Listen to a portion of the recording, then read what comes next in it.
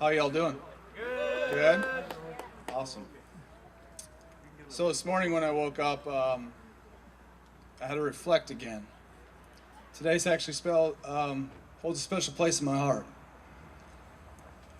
9 years ago today, I received an email from my brother.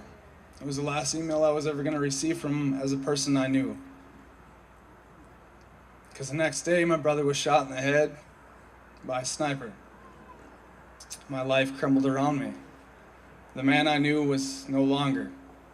The man that taught me how to drive, that taught me how to shave. As you can tell, he wasn't a very good teacher. The man I knew was ripped away from me. And it broke my heart. It destroyed my life, destroyed my family. And when we wanted to give up on him, he didn't give up on himself. My brother served 2 tours in Iraq, and after his first tour, when he came home, I made him a promise that if anything ever happened to him, I would finish what he started. I didn't think everything would ever happen to him. I was 16. I had a lot on my mind. It was everything but what was going on in Iraq at the time. When I received that phone call from my mom on October 26, 2005, reality hit. And when I was hovering above my brother's bed, I looked beside his bed and there was a backpack there, and it was Wounded Warrior Project. And the only thing I could think about was my brother physically carried off the battlefield just like that. My brother defeated all the odds. Doctor said he would never breathe on his own. They did a tracheotomy. The next day, Eric started breathing on his own. They said, hey, your son will never eat on his own. He'll always have a feeding tube. My mom actually challenged him to eat a piece of gum. My brother started chewing the piece of gum for over 2 hours. My mom said, well, look, I guess we're having steak tonight. Eric, with a big old smile on his face, was happy as could be. He was finally going to get real food. Wounded Warrior Project also did something very special for my mom and my sister. While they were in the hospital with my brother, they treated my sister to her first Christmas away from the family. Bought my sister Christmas presents, and to this day, my sister has every single present that was ever given to her that day. My brother finally made it home. I made the decision to join the U.S. Army as a combat engineer and to follow in his footsteps. So on September 11, 2008, I raised my right hand and swore to the U.S. Army as a combat engineer, and I left to basic training. I was proud. My uniform defined me. Every time I put on that uniform, I felt I had a purpose. I was sent to 101st Airborne Division Air Assault out of Fort Campbell, Kentucky, with the 2nd Brigade 2 BSCB Sapper Battalion, and I was excited. I was happy. We deployed to Afghanistan, and my life was going to change again. I was with 3 of my best friends, Sergeant Wallace, Sergeant Smith, and Sergeant Putman. When we got in that vehicle, we had that uneasy feeling. We were ambushed. An IED went off and it struck the vehicle ahead of us, and it set off a chain reaction.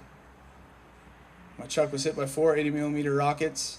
First rocket took my best friend's leg, Sergeant Wallace. Second rocket blew a hole in my thigh. Third rocket blew a hole in my calf. And thank God the 4th rocket didn't penetrate the truck all the way through, because it would have cut me in half. I was fighting for my life, and the only thing I could think about was failure. I felt like I failed my entire family, most of all my brother. When you're put in that type of situation, you come to terms with a lot of things. You come to terms with your life, and you're ready to give up. And I gave up that day. I said, I'm ready to die. I was ready to pay the ultimate sacrifice, but I wasn't going to go down without a fight. My friends kept me alive. I was sent to Landstuhl Medical Center in Germany. Spent 8 days down there. My mom and Wounded Warrior Project pulled some strings and got me to Brook Army Medical Center. When I got to Brook Army Medical Center, went through emergency surgery, and when I woke up from that surgery, by my bedside, again, was a backpack. And this backpack was a necessity, because you're sitting in a gown. It's kind of emasculating when you're sitting with ducks on your gown. And but there were some things in there that I needed. Socks, underwear, shorts, t-shirt, and actually a shaver. Some of my friends were going to come see me, and I needed to look good. as best as I could,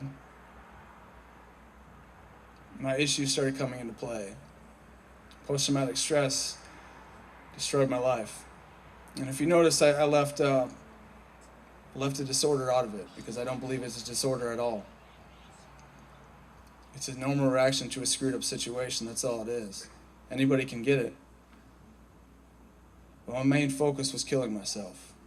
My uniform was ripped away from me. I was told that I could no longer do my job.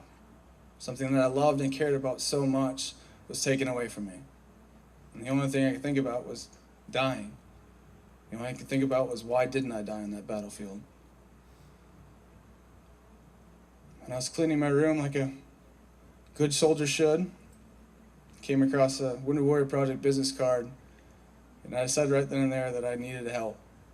I didn't want to think this way anymore. I didn't want it to ruin my life. So I called and I went down there, and I was terrified. I actually was met by a Marine. I didn't know he was a Marine at first. When he brought me back to his office, I looked up and he had a big Marine Corps stamp right on his wall, and I started laughing. He said, "Why are you laughing?" I said, "Well, I can't bring my IQ down to a 3rd grade level to talk to a Marine." That's right. I call it the Marines. I don't mind. And it was something I said just to break the ice because I felt the tension. I just didn't want to talk about anything. And he opened me up. He was there and he listened. That's all he needed to do was listen. And he mentioned to me about a program that they had, Soldier Ride. And I said, I want to do it, but on one condition. I want to do it with my brother. I haven't done anything with him in 7 years, just me and him together. I want to do it. The words that came out of his mouth was, "We'll make it happen." 3 weeks later, I received a phone call from a lady named Angela Hedman saying, "Your bike is ready. We want you in Phoenix, Arizona for the Soldier Ride." I said, "All right." Crap, I didn't think this through. I got a leg injury and I just okayed to ride a bike and pull my brother. But Eric was happy when I told him. He was all smiles. He was excited to go. He was excited to travel, excited to be around his brothers and sisters, and that made me happy. But every time I looked at him, he was always smiling, and I didn't understand why, because he didn't have anything, and he was happy to be alive, and I couldn't understand it because I was so miserable, and I had everything. I could do all these things. I could walk, I could run, I could feed myself, I could shower myself. I didn't need someone to shave me, and he did, and he was happy, and I was miserable. When I got to Phoenix, Arizona, they pulled out this bike, and I oiled up with my brother, and it was this bright orange bike, and it did not look like a bike at all. It had like 6 wheels on it. I was like, how is this a bike, man? How am I supposed to ride this? How am I supposed to get my brother on this? And they got my brother on there with all the help of the teammates and other warriors, and I was just excited to be there. And that first day, I walked out, and I had a wake-up call. It was actually going to my parents, because remember that duffel bag that they handed you? All that spandex, all that cool bike gear? My mom, my dad, my sister, and my brother, all in spandex. Not a pretty sight to see your mom and dad in spandex at 6 o'clock in the morning. If that don't wake you up, I'm not sure what will. That's burned in my memory for sure. And I think Joanna's got video of that. And I got on that bike, and I had a short little infantry guy come up next to me. He's all smiles. He's like, "Hey, brother, if you need any help, let me know. I'll be there by your side." And I kind of giggled. I was challenged. You don't challenge a shy. I'm going to be in front. You're going to stare at my spandex the whole way. I promise you. When I got on that bike, I started pedaling as hard as I could, and I was struggling. I was hurting. And anybody who's riding a recumbent or a hand cycle knows what I mean. It sucks. But that short little infantryman was by my side, pushing me, along with 8 other warriors, making sure I made it up that hill. Made sure that I was in front the entire way. Even Dan was there, motivating me the whole way. We were going back and forth because he's an officer, if anybody didn't know. He got lost a lot, if you guys couldn't tell on the ride. And I kept telling him, let the NCOs lead the way, we'll be all right. Cool? And I finished that ride and I was in tears. for the first time in over a year, I was in tears. I was bawling. Eric was crying. A short little infantryman named Jeremiah Pauly was bawling because we realized what we were doing. We're making a difference, and we're taking that first step in our life to make it better. Because that first step to even come to Soldier Ride is hard. That first step is terrifying. And I was scared. We rode that next day. We got to ride with the U-Haul team. When we finished that ride, they presented us with that bike. I finally found out why my bike was orange. It's all about U-Haul. And I'll ride that bike every day if I have to.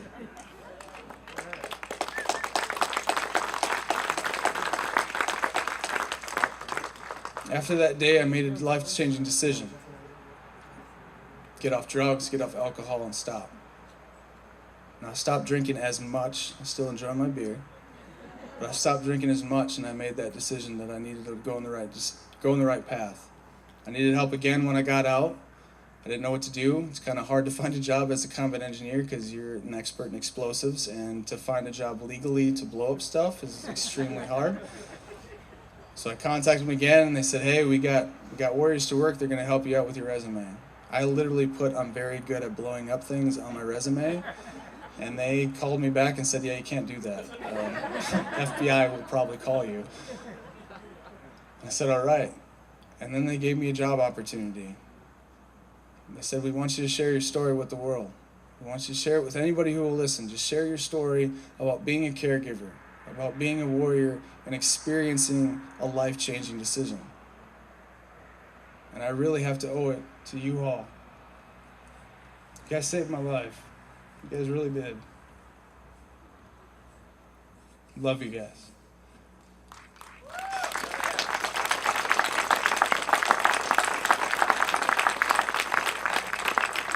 Now, when I first got here Wednesday, we got to introduce ourselves, and there's two people that kind of stood out with me because it reminded me of me and my brother and how proud we were to be brothers and be part of something. So, I want the Ranger boys to come up front.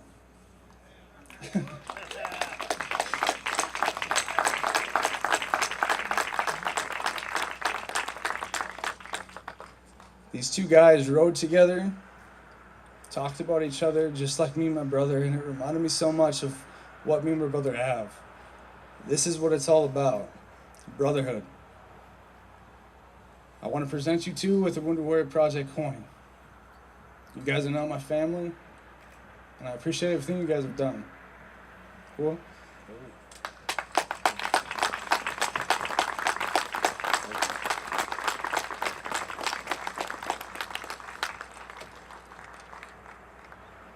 I'll give it back to Joanna because I don't know how to close that right now, so good luck.